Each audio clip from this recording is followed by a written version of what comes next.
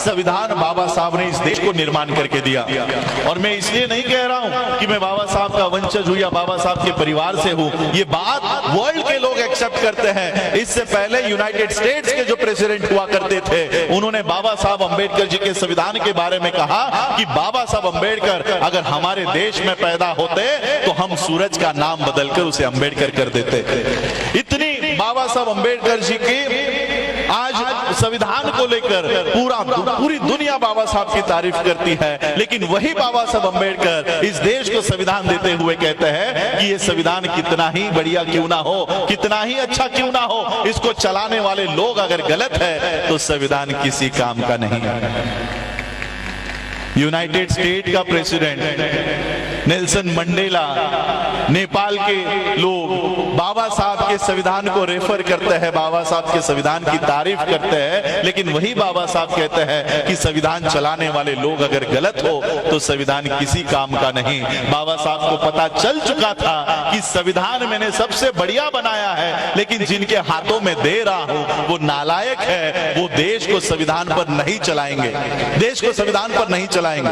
बाबा साहब अंबेडकर जी को पूछा गया, बाबा साहब अंबेडकर जी के ऊपर आरोप लगाया जाता है कि बाबा साहब अंबेडकर जी ने भारत का संविधान फ्रेंच रिवॉल्यूशन से, फ्रांस से उठाया है, वहां से कॉपी किया है। बाबा साहब को यह सवाल पूछा गया, बाबा साहब ने कहा मैंने भारत का संविधान किसी फ्रेंच रिवॉल्यूशन से नहीं उठाया, मैंने भारत का संविधान बुद्ध के अनुसार तैयार किया है, बुद्ध के संदेश पर, बुद्ध के धम्म के अनुसार तैयार किया है। इसका प्रियम्बल कभी पढ़ लो।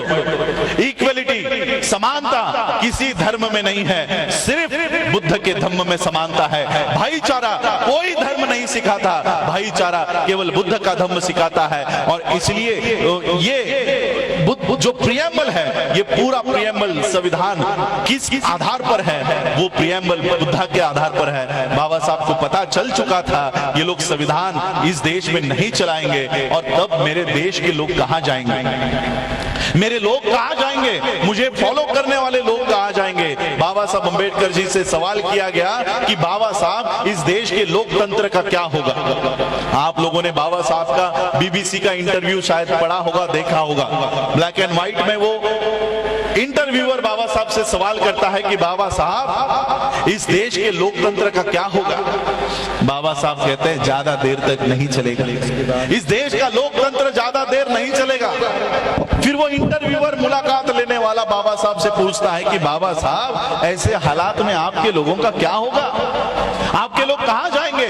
बाबा साहब ने कहा कि हमें पर्यायी व्यवस्था खड़ी करनी होगी, अल्टरनेट व्यवस्था खड़ी करनी होगी। और बाबा साहब ने केवल अल्टरनेट व्यवस्था खड़ी करनी होगी इतनी बात नहीं रखी, बाबा साहब ने वो अल्टरनेट व्यवस्था खड़ी की और फिर बाबा साहब अंबेडकर जी का महापरिनिर्वाण हुआ। वो अल्टरनेट व्यवस्था क्या है, बाबा साहब को पता था एक दिन इस देश में ऐसा आएगा जब इस देश का संविधान हमारे लिए इस्तेमाल में लाना बंद किया जाएगा, इस देश के संविधान में लिखा हुआ रिजर्वेशन खत्म किया जाएगा, एजुकेशन खत्म किया जाएगा।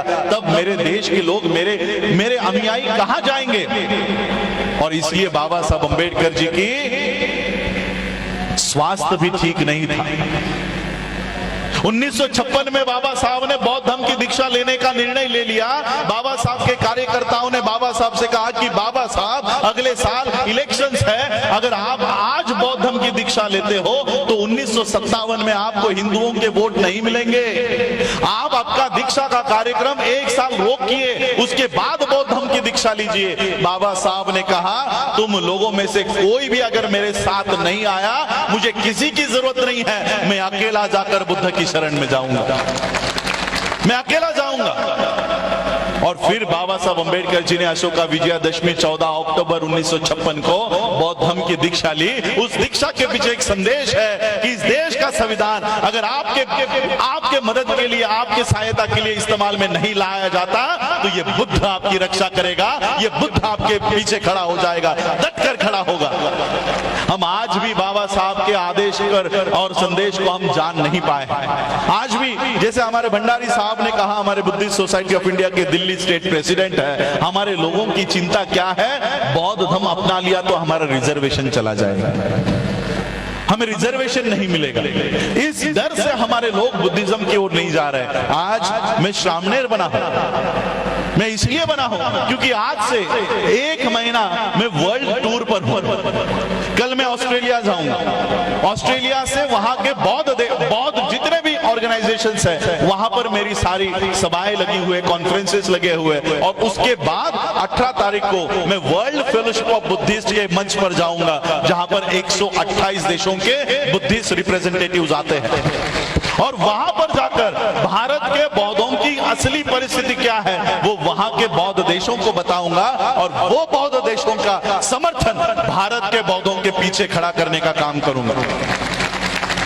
ये मार्ग बाबा साहब ने हमें बताया। जब बाबा साहब अंबेडकर जी ने बौद्ध धर्म की दीक्षा ली, तब बाबा साहब ने कहा कि अब घर में बहुत हो गया, अब घर में बहुत हो गया, भारत में बहुत हो गया, अब भारत के बाहर जाकर दिखाओ और वहां से अपने अधिकार प्राप्त करो। बाबा साहब हमको इस वर्ल्ड से जोड़ कर गए, विश्व से, बौद्ध विश्व से जोड़ कर गए, लेकिन हम वहां पर जाने के लिए तैयार नहीं। हम लोग चमार, वाल्मीकि, जाटव, इस तरह से जातियों में लगे पड़े हैं। मुझे बताओ, आपके यहाँ का दिल्ली का चमार, आपके यहाँ का उत्तर प्रदेश का चमार क्या महाराष्ट्र में पाया जाता है? नहीं, वहां पर चांभार बोलते हैं, और वो भी पूरी तरह से हिंदुइज्म है। कम से कम यहाँ के चमार अम्बेडकराइट्स तो है। क्या यहाँ का दिल्ली का वाल्मीकि महाराष्ट्र में, पंजाब में तो मिल जाएंगे, क्या वो आंध्र में मिलेंगे? क्या वो तमिलनाडु में मिलेंगे? नहीं। महार हो, चमार हो, वाल्मीकि हो, जाटव हो, इस टाइटल को लेकर अगर आप चलोगे, आप आपके स्टेट के बाहर भी जाने नहीं जाओगे, आपके स्टेट के बाहर भी। लेकिन बुद्धिस्ट आइडेंटिटी लेकर चलोगे, पूरा विश्व आपका स्वागत करने तैयार होगा कि मेरे भारत के बुद्ध के धरती से मेरे लोग आए हैं। मैं पहली बार 2018 में वर्ल्ड फेलोशिप ऑफ बुद्धिस्ट की कॉन्फ्रेंस में गया।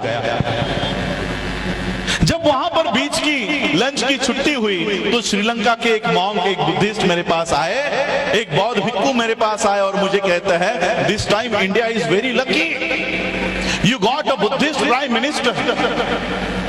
इस बार भारत को एक बौद्ध प्रधानमंत्री मिला है। मैंने उनको पूछा, आपको किसने कहा कि हमारा प्रधानमंत्री बौद्ध है? वो कहते हैं, वो हमारे देश में आते हैं तो बुद्धा की मूर्तियां लेकर आते हैं, बुद्ध विहार में जाते हैं, क्या वो बौद्ध नहीं है? आज विश्व में इस देश के प्रधानमंत्री की आइडेंटिटी, इस देश के प्रधानमंत्री की पहचान बुद्धिस्ट है।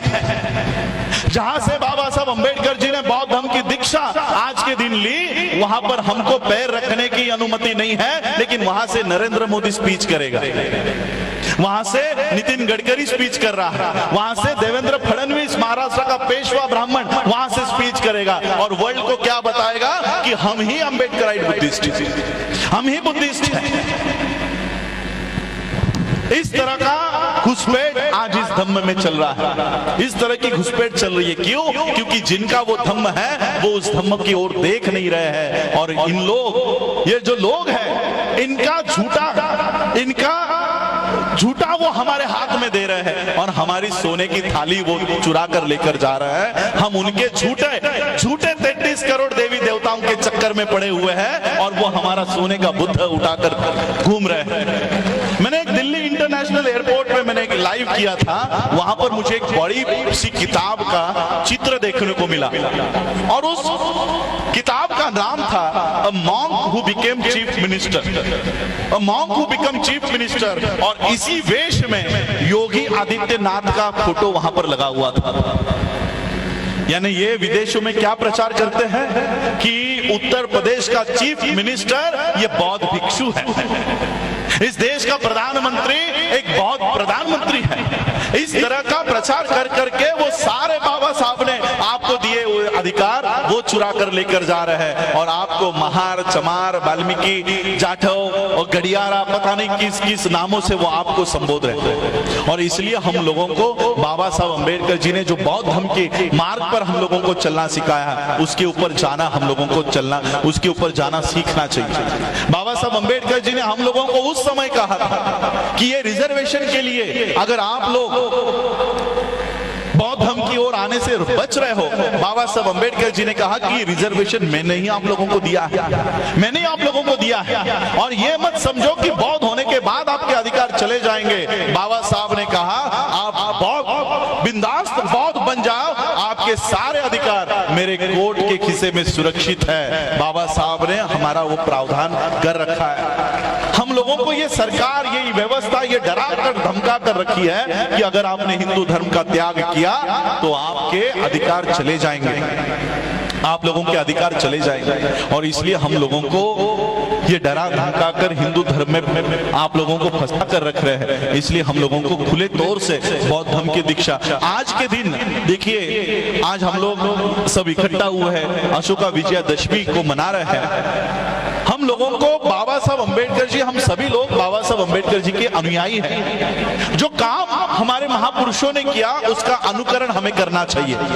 सिर्फ बाबा साहब अंबेडकर जी को आकर माथा टेकने से, हाथ जोड़ने से, फूल चढ़ाने से, कैंडल जलाने से बाबा साहब के ऋण कभी नहीं फिटने वाले हैं। इसलिए हम लोगों को बाबा साहब ने जो काम किया है, जो दिशा बताई है, उसका अनुकरण हम लोगों को करना चाहिए। मैं इसलिए आज आप लोगों के समक्ष आया हूं क्योंकि मैंने भंडारी जी से कहा था कि मुझे बंबई से ऑस्ट्रेलिया जाना है, मैं दिल्ली नहीं आ पाऊंगा, लेकिन फिर भी मैं आज आप लोगों के यहाँ आया कि राजेंद्र पाल गौतम जी के माध्यम से पूरे देश भर में, सिर्फ दिल्ली में ही नहीं, आज भी एट ए टाइम कितने कई सारे राज्यों में जय भीम मिशन हो, बुद्धिस्ट सोसाइटी ऑफ इंडिया हो, हम लोग काम कर रहे हैं और एक बहुत बड़ा मैसेज वर्ल्ड को देने वाले हैं, पूरे विश्व को देने वाले हैं।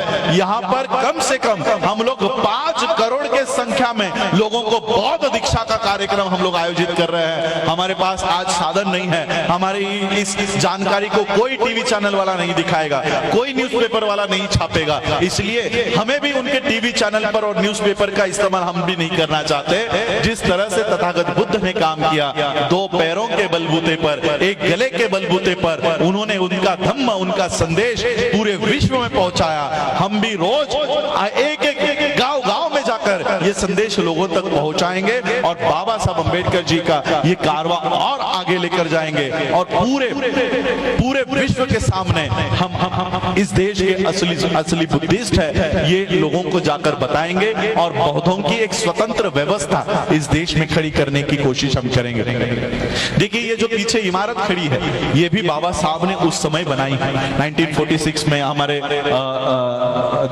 सर यहाँ पर बैठे हुए हैं, कुमार सेन बौद्ध जी यहाँ पर बैठे हुए, वो इस व्यवस्था को पूरा देखते हैं। उस समय बाबा साहब ने ये नींव रखी है और इसलिए आज हम लोगों को बुद्धिस्ट नींव रखनी होगी।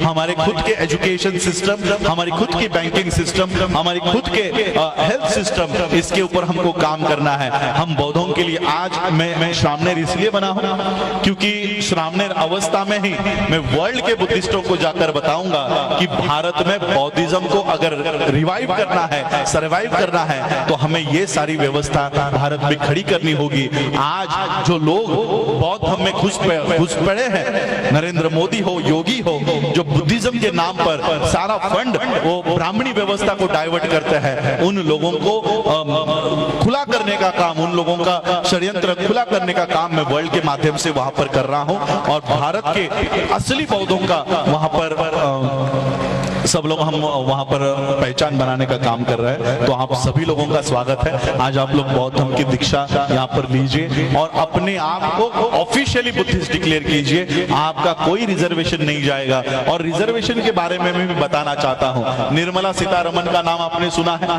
इस देश की फाइनेंस मिनिस्टर है। उसने एक 1.5 साल पहले अनाउंस कर दिया है कि देश के सारे पब्लिक सेक्टर हम बेचने वाले हैं, 2 साल में बेचने वाले हैं। एयर इंडिया बेच दी, कई सारे बैंक बेच दिए हैं, कई सारे बैंक खत्म हो गए हैं। अब कई सारे जितने भी पब्लिक सेक्टर है, रेलवे बेच रहे हैं। जहां पर हमारी नौकरियां हैं वहां की सारी व्यवस्था ये बेच रहे हैं। संसद में ये सवाल उठा कि आप सब पब्लिक सेक्टर बेचने वाले हो तो रिजर्वेशन प्राइवेट सेक्टर में मिलेगा या नहीं। संसद ने क्लियर किया कि प्राइवेट सेक्टर में रिजर्वेशन नहीं मिलेगा, यानी पब्लिक सेक्टर खत्म, प्राइवेट सेक्टर में रिजर्वेशन नहीं। अब जिस रिजर्वेशन के लिए आप जातियों को छोड़ने को तैयार नहीं थे, अब वो नौकरियां ही नहीं बची।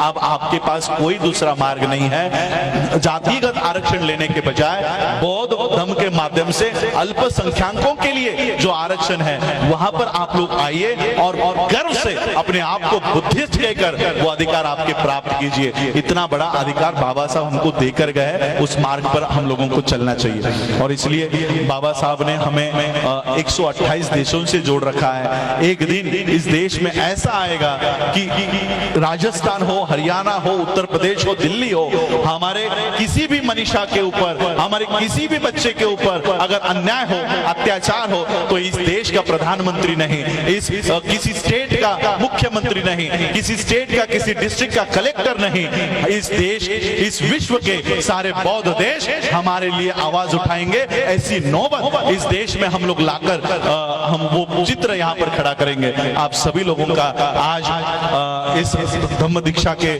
समारोह में आप सभी लोगों का स्वागत है। बाबा साहब ने उस दीक्षा समारोह में, दीक्षा होने के बाद बाबा साहब ने एक बात कही थी। बाबा साहब ने कहा, आज बाबा साहब ने मराठी में कहा था कि आज माझी नरकातून सुटका झाली, यानी आज मैं नरक से बाहर आया, ऐसे मुझे लग रहा है। बाबा साहब ने जब बौद्ध धर्म की दीक्षा ली तो बाबा साहब ने ये उद्गार निकाले कि आज मैं नरक को छोड़कर बाहर आ रहा हूं। हिंदू धर्म या ब्राह्मण धर्म ये नरक के समान है। नरक की कॉन्सेप्ट बुद्धिज्म में नहीं होती, स्वर्ग की कॉन्सेप्ट नहीं होती, लेकिन अगर नरक कहीं होता, कैसे होता, तो वो ब्राह्मण धर्म के समान होता। तो इस तरह से बाबा साहब ने विधान किया। मैं भी आप लोगों को, जो ब्राह्मण धर्म में आप लोग पड़े हो, उस नरक से बाहर आकर ये बौद्ध धर्म में आप लोग शामिल हो जाओ, इसलिए आह्वान करता हूं। आप सभी लोगों ने मुझे आमंत्रित किया, उसके लिए आप सभी लोगों का आभार। हमारे Delhi state president CS Bhandari ji और हमारे समता सैनिक दल के, आम आदमी पार्टी के मंत्री बाद में है हमारे लिए, हमारे समता सैनिक दल के सैनिक है और बाबा साहब अम्बेडकर जी के एक सैनिक के रूप में हम उनको देखते हैं। उनके माध्यम से धम्म का ये जो मूवमेंट पूरे देश भर में चल रहा है, उनके इस कारवां को भी हम लोग सब आगे बढ़ाएं, इतना आह्वान करता हूं और रुकता हूं। जय भीम, जय भारत, नमो बुद्धाय।